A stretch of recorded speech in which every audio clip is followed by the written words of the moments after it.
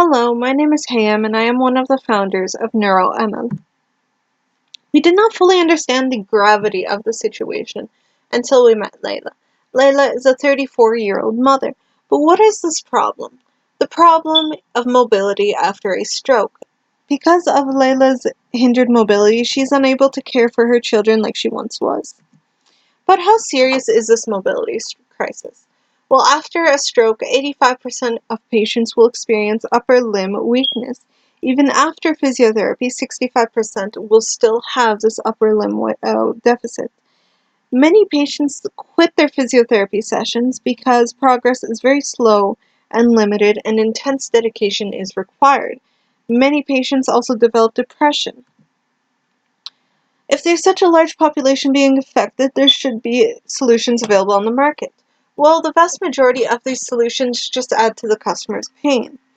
Because these products are expensive, bulky, and not readily accessible to patients. The vast majority of these brands are located in the US and require custom fitting, which makes it difficult for foreign patients to get a hold of. So for our value proposition, we are creating a brace that uses electrical stimulation to retrain the muscles post-stroke. This will be a sleeve with built-in sensors to sense muscle activity that can then stimulate the muscles using safe levels of electric current. This method is highly researched and found to be very effective in stroke rehabilitation and pain management. We will also offer an app that connects via Bluetooth that allows the user to track their progress to see which muscle groups are improving and which ones need more focus. We are turning the customer's pains into gains because our biggest priorities are discreetness, accessibility, and price. Our device will stimulate the muscles using electrical stimulation to allow the user to complete the desired movement. Our device will do so in a very discreet and elegant way that allows the user to keep their confidence and dignity intact.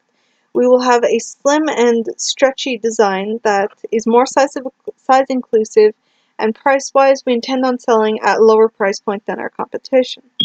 Speaking of our competition, they vary in price and effectiveness.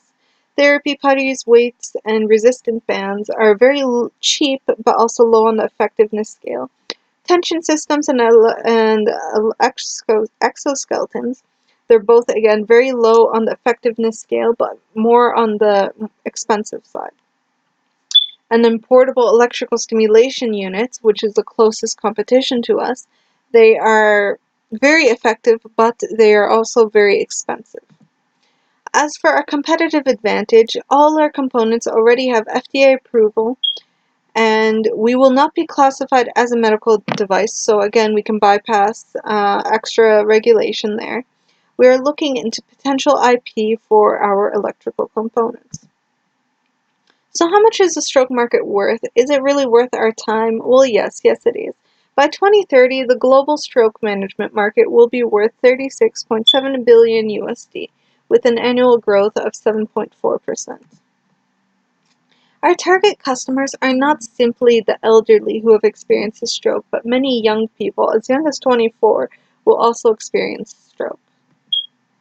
To validate our hypothesis, we contacted over 200 clinics in all 10 provinces and a few in the US, and we sent out a survey. We tried to conduct face-to-face meetings with some clinics here in Halifax, but we were discouraged by the clinics because there would be a time slot taken away from a client.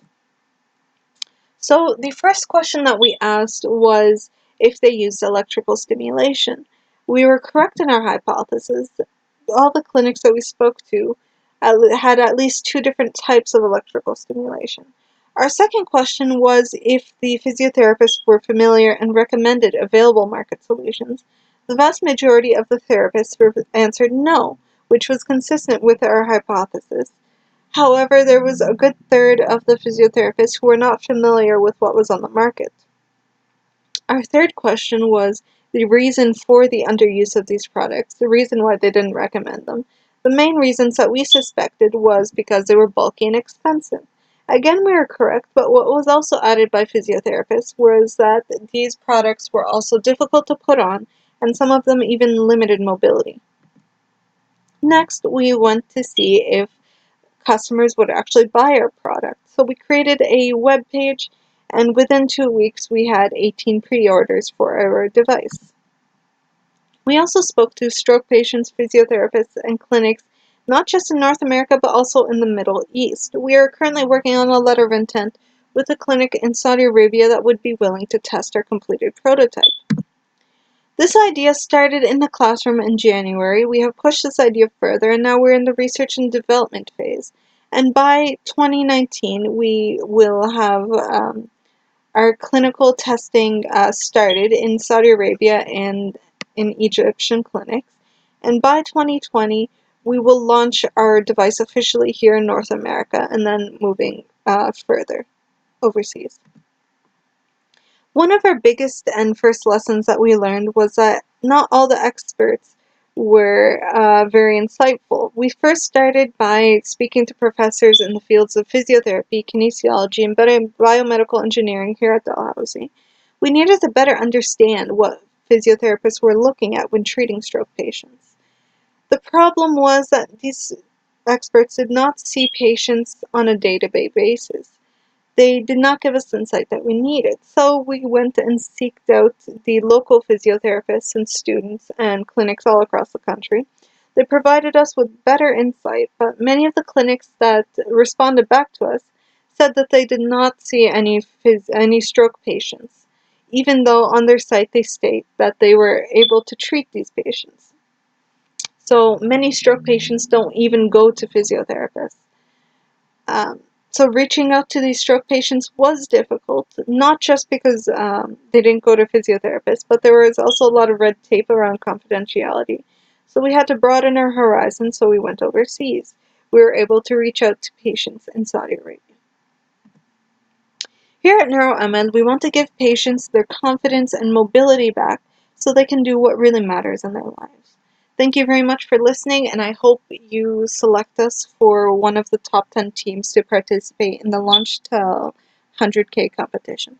Thank you very much for your time.